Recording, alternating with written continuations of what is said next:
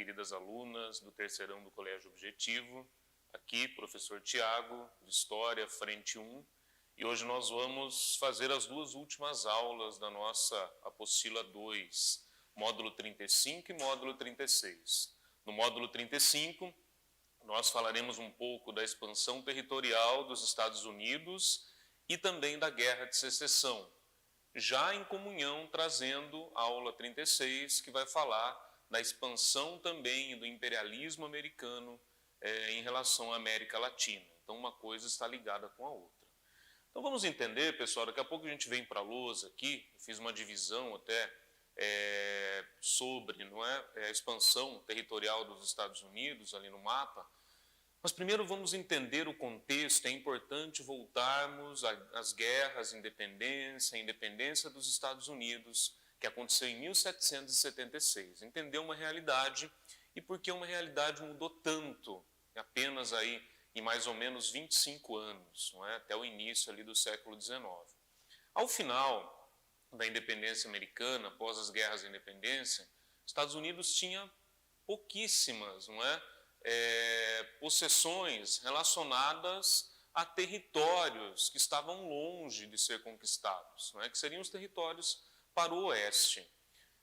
Mas há uma necessidade agora de conquistar esses territórios, porque o que era 1 milhão de habitantes, mais ou menos, lá em 1776, a partir de 1801 já chegou a 7 milhões de habitantes.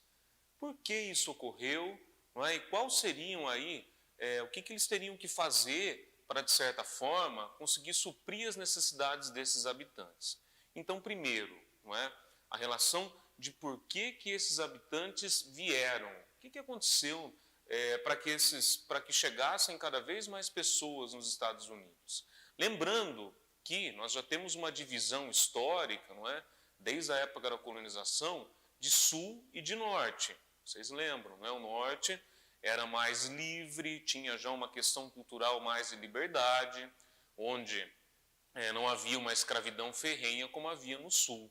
Então as pessoas, muitas delas, irlandeses principalmente, na época da colonização ainda, vinham embora para os Estados Unidos acreditando que iam ter ali liberdade, que iam ter uma expansão econômica, inclusive, aquela ideia do liberalismo, da questão da liberdade econômica também.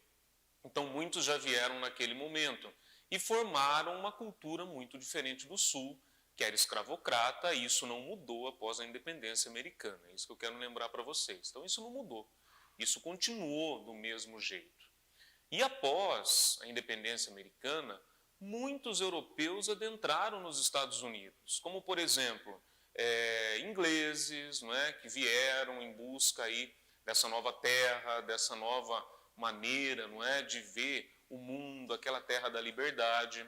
Nós temos irlandeses vindo também, muitos irlandeses. Temos alemães, lembrando que a Alemanha e outros lugares também da Europa passavam por problemas econômicos, Isso lá na frente vai ter a ver com a unificação da Alemanha, depois a unificação da Itália. Então, tudo isso está relacionado, tá, gente? Então, todos esses problemas sociais, econômicos da Europa vão ajudar com que essas pessoas viessem agora, no início do século XIX, em grande massa para os Estados Unidos da América.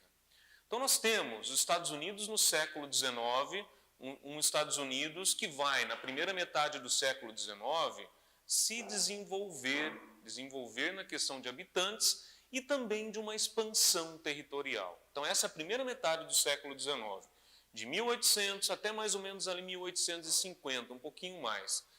E de 1850 até 1900, aí nós temos já os Estados Unidos numa união, os Estados unidos numa relação econômica, de trazer inclusive benefícios para os americanos, benefícios econômicos, olhando inclusive para outros países que estavam à sua volta.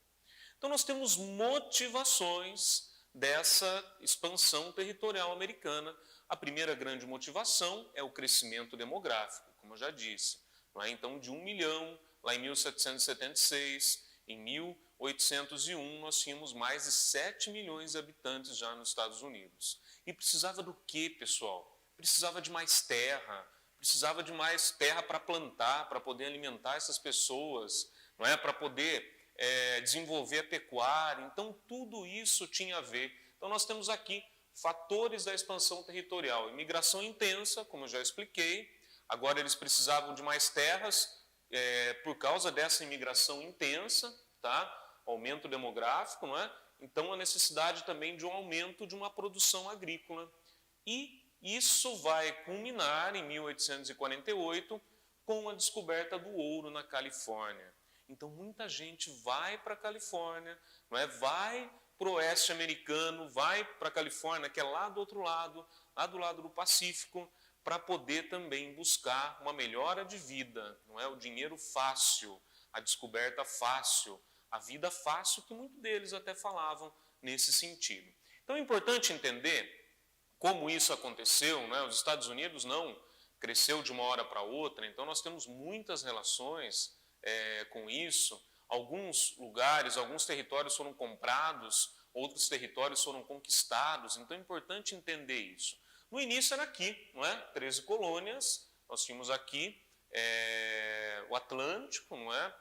Na costa do Atlântico, onde se desenvolveram aí as 13 colônias. Após a independência, eles já conquistaram territórios, não é? A conquista aqui do território, desse território após a independência, e depois nós temos outras conquistas, não é? De territórios, como por exemplo, o território do Texas, que foi conquistado numa guerra contra o México em 1845. Depois nós temos Louisiana, que foi comprado da França, era território francês, em 1803. A Califórnia, não é, que foi cedido pelo México, tá, em 1845, e também nós temos Oregon, cedido pela Inglaterra, em 1848. E aí houve essa expansão. E essa expansão só foi possível, não é?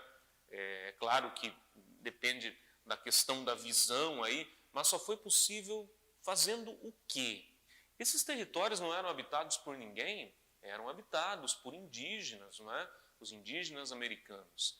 Então, durante muito tempo aconteceu uma séria violência, não é?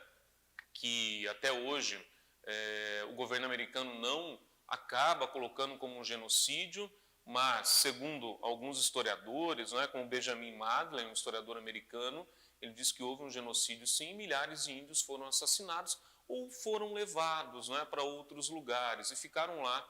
Não é? Dependendo do lugar que era invadido, eles fugiam, porque não tinham chance, não é? Contra os armamentos que o chamado homem branco, como os indígenas chamavam os americanos, né? Que vinham para o oeste, eles não tinham chance, não é? De lutar contra eles. Até tentavam, mas não conseguiam. Não é? Sempre eles acabavam morrendo aí nessas pequenas guerras que aconteciam em função disso. Tá?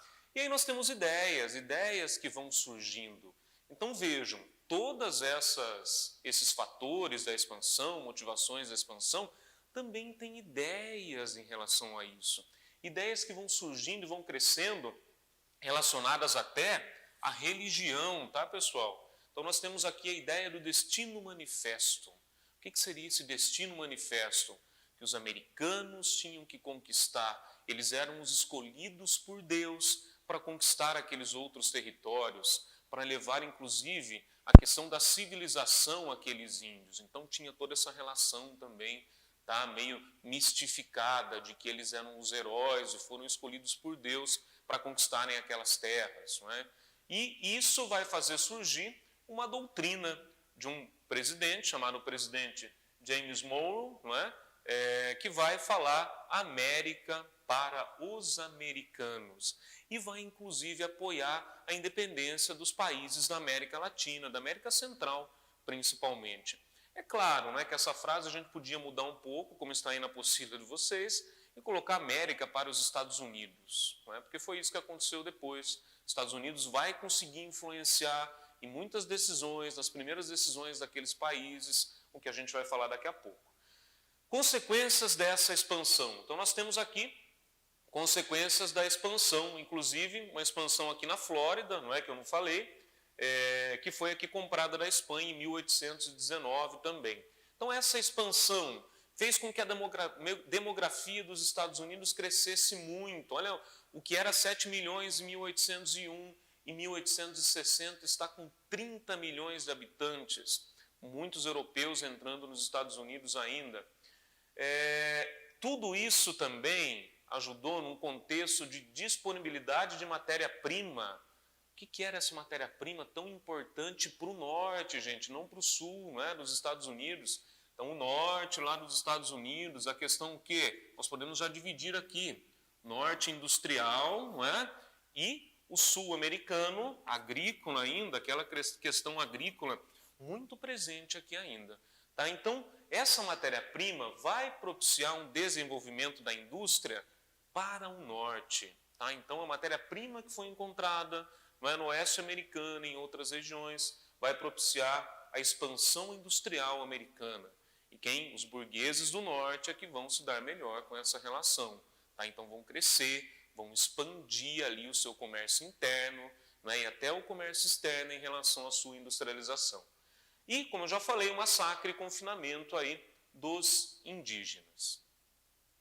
Então, continuando a nossa aula, continuando aí essa divisão, não é? Uma divisão que, em primeiro plano, foi uma divisão muito ligada a territórios, e agora nós temos uma divisão de ideais também, relacionados ao norte-americano e ao sul-americano. O norte-americano já vinha, não é? Com essa cultura mesmo dessa expansão territorial, da busca por matéria-prima, já vinha numa industrialização.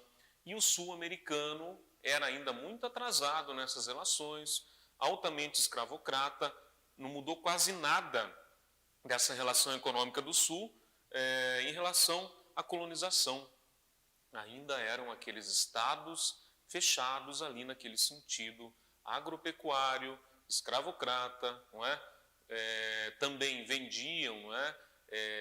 O que produziam para outros países, então toda essa relação da agroexportação ainda. Só que agora, em relação a esses problemas, vão surgir aí representações, não é? Dos dois estados, principalmente. Então nós temos uma divisão aqui, eu fiz para ficar mais fácil, tá? Então lá no norte vai surgir o Partido Republicano, no sul nós temos o Partido Democrata. Tá? O norte, então, vai lutar pelo protecionismo, enquanto o sul vai lutar pelo livre-cambismo. Isso é importante entender, pessoal. Protecionismo, o que era isso? Muitos produtos ingleses chegavam nos Estados Unidos, porque a Revolução da Inglaterra estava acontecendo, não é? E muitas pessoas vieram para os Estados Unidos, muitos ingleses vieram para os Estados Unidos muito por causa disso, porque os artesãos, não é, perderam lá a sua gama de mercado quando há uma industrialização muito forte na Inglaterra, e eles não vão ter como trabalhar, acabam vindo para os Estados Unidos também, é importante lembrar disso. Mas os produtos ingleses que vinham para os Estados Unidos vinham num preço mais barato, não é? Ou quase o mesmo preço dos produtos que eram produzidos já pelo norte, pelas indústrias do norte nos Estados Unidos. Então o norte lutava para quê? Para que fossem aprovadas leis de protecionismo econômico, para poder proteger os seus produtos, não é? Então, essas leis de protecionismo era para ser colocado um imposto maior aos produtos que entravam nos Estados Unidos. E, não é, em relação a isso, também abaixar aqueles impostos que estavam sendo muito altos, na visão deles, nos produtos que eram produzidos nos Estados Unidos. O Sul não concordava com isso, falava que tinha que ter um livre cambismo, porque para eles era mais interessante, eles compravam muitos produtos ingleses e achavam que os produtos ingleses tinham mais qualidade, ainda eles pagavam mais barato. Então, se essas leis, não é, fossem vigoradas de protecionismo, isso ia atrapalhar até a relação deles com os ingleses, não é, porque vendiam ali muitos dos seus produtos, as suas produções agrícolas também para a Inglaterra. Então, tinham esses interesses aí em relação a isso. Então, eles acreditavam no livre-cambismo, né? Sem essas leis protecionistas econômicas que iam acabar atrapalhando os negócios deles lá no Sul. Então, vejam, dois lados da moeda, duas visões. E aí nós temos depois as ideias aqui do Partido Republicano de abolicionismo. É claro que o Sul não tinha isso. Lá eram estados altamente escravistas, então eles acreditavam no escravismo para manter ainda a economia deles, para manter aquelas grandes fazendas, não é? A questão abolicionista aqui também do Partido Republicano era um ideal de liberdade, era sim, não é? Tinham pensadores em relação a isso, mas também tinha aquele outro lado de que quanto mais pessoas tivessem, mais mercado consumidor teria para os produtos do norte, mais trabalhadores teriam, não é? Que ganhariam ali o seu sustento e poderiam comprar os produtos ali dos nortistas, desses industriais, desses primeiros grandes industriais americanos. Pessoal, isso vai tomar outras proporções. Não é? Então nós temos uma eleição, e essa eleição ficou muito marcada, que foi aqui em 1860, quando Abraham Lincoln, que era do Partido Republicano, que atendia os interesses aqui dos nortistas, hoje Abraham Lincoln é visto como um grande libertário, não é? Um grande abolicionista, ele era um político, não é? Na verdade, então ele no início nunca declarou que realmente queria fazer a abolição da escravidão nos Estados Unidos. Vocês podem pegar fontes históricas em relação a isso, depois ele vai sim defender, mas no início não é? Porque ele dizia que ele queria manter a união dos estados. Não é? Então a união dos estados ele achava importantíssimo para o crescimento americano. E realmente foi depois desse problema que aconteceu, tá? Essa guerra, chamada Guerra de Secessão.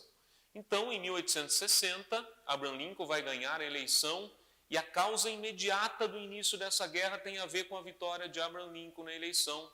Não é? O que vai acontecer? O Sul vai romper, tá? Com o Norte. Esses estados aí do Sul vão romper com os Estados Unidos. Por isso nós falamos guerra de secessão, separação. Eles vão se separar ali em 1861 e vão virar aí estados confederados, não é? Vão fundar como se fosse um outro país, essa era a ideia deles. E se separaram dos Estados Unidos, porque eles não aceitavam, não é? Que os interesses do Norte fossem atendidos. E os interesses do Norte tinham a ver também com a abolição da escravidão, porque eles queriam mais mercado consumidor, né? Lembrando dessa relação também. Tá? Então nós temos em 1861, estados do Sul separam-se e aí começa a grande guerra de secessão nos Estados Unidos. Tá? Em 1863 nós temos a 13ª emenda, não é? Emenda na Constituição, que vai acontecer, que vai colocar o fim da escravidão nos Estados Unidos, então abolição da escravidão. Em 1865, o Sul vai ser derrotado nessa guerra, tá? E aí vão se unir de novo, os estados vão se unir, né, os Estados Unidos da América, nessa relação de um pensamento agora de um crescimento econômico e até de um imperialismo em relação aos outros países que estavam em volta. Em 1865, Lincoln vai ser assassinado por um rebelde do Sul, né, que não acreditava no fim da escravidão, que não apenas ele, mas outros grupos do Sul americano, não é? Inclusive hoje ainda nós temos grupos que formaram uma aversão ao fim da escravidão. E essa aversão ela vai para o campo daí social, não é? Para o campo inclusive do povo, não é? Da origem do povo e do povo africano principalmente. Então muitos grupos que existem hoje nos Estados Unidos, como a Ku Klux Klan, por exemplo, surgiram nesse momento para perseguir aqueles negros que agora eram livres, liberdade entre aspas, porque foram marginalizados e perseguidos. Tá? Então essas são as consequências da Guerra de Secessão. 600 mil mortos, 600 mil pessoas morreram nessa guerra. Agora o Norte tem a supremacia nos Estados Unidos, supremacia do Norte. O Norte vai influenciar no Sul. O Sul já não tem mais como ir contra o que o Norte fala. Não é? Crescimento das indústrias, é claro, a industrialização agora vai ter portas abertas, porque o Sul não vai atrapalhar mais os interesses do Norte. Então tudo isso também tem a ver. E aí, como eu disse, os negros marginalizados, não é? E grupos aí que vão perseguir essas pessoas e grupos que existem até hoje, que surgiram nessa época. Tá? Essa união, pessoal, dos estados vai trazer o quê? Uma ideia de imperialismo também. Imperialismo agora americano nas Américas. Eles não iam aceitar, lembram lá daquela frase? Não é? Os Estados Unidos, desculpem, América para os americanos, não é? Que é uma frase lá da doutrina Monroe, de James Monroe, presidente americano. Então, essa ideia vai vigorar agora. Não queriam interferência dos ingleses, principalmente, ou da Espanha, e outros países na América. Mas essa não era uma ideia de dar liberdade para a América. É porque os Estados Unidos queriam influenciar nas economias, principalmente da América Central, porque via ali oportunidades, tá? Então tinha essa relação também. E aí nós temos aqui dois grandes exemplos disso. Cuba, o primeiro, não é? Cuba, os Estados Unidos vai ajudar na independência de Cuba, vai auxiliar na independência deles contra a Espanha, não é? Que se vigorou aí durante muito tempo. E aí nós temos a emenda Platt. O que seria essa emenda Platt? Essa emenda, não é, na Constituição de Cuba, de que os Estados Unidos poderiam influenciar nas suas decisões econômicas. E poderiam e tinham ali liberdade para influenciar nessas decisões econômicas.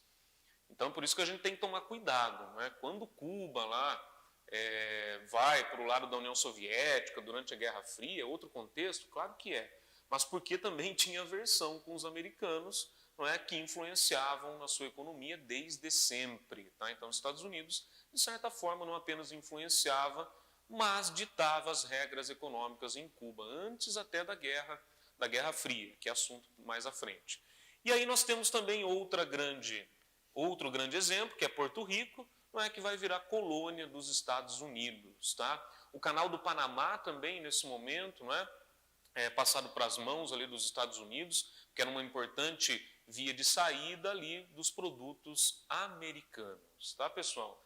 Então, nós temos, em relação a tudo isso, uma política, mais uma política relacionada a isso, que é a política do Big Stick, ou do grande porrete, que foi colocada aí por Roosevelt, não é? Roosevelt tinha diplomacia, acreditava no diálogo, mas era sempre dessa maneira, acreditava no diálogo com os outros países, mas se não quisessem fazer o que ele estava querendo, não é? Os interesses americanos pela diplomacia, ele sempre, não é, ameaçava esses países. Isso vem lá da África Ocidental, não é? Nós temos alguns contextos da África Ocidental, lá na época, depois do imperialismo também europeu tem a ver com isso, mas que eles diziam o seguinte: vamos pelo diálogo, mas se não houver diálogo, esteja sempre com um porrete nas costas, porque assim você vai resolver o seu problema. Não é? Então era mais ou menos esse sentido, era esse sentido que Theodore Roosevelt pensava. Tá? Então ia através do diálogo, se não dava certo o diálogo, até uma guerra era possível, como aconteceram guerras, não é? Ali na América Latina em relação a isso, até quando os Estados Unidos foi lá, uma guerra contra o México, quando vai anexar aqueles territórios que antes pertenciam ao México. Muito obrigado, continue estudando.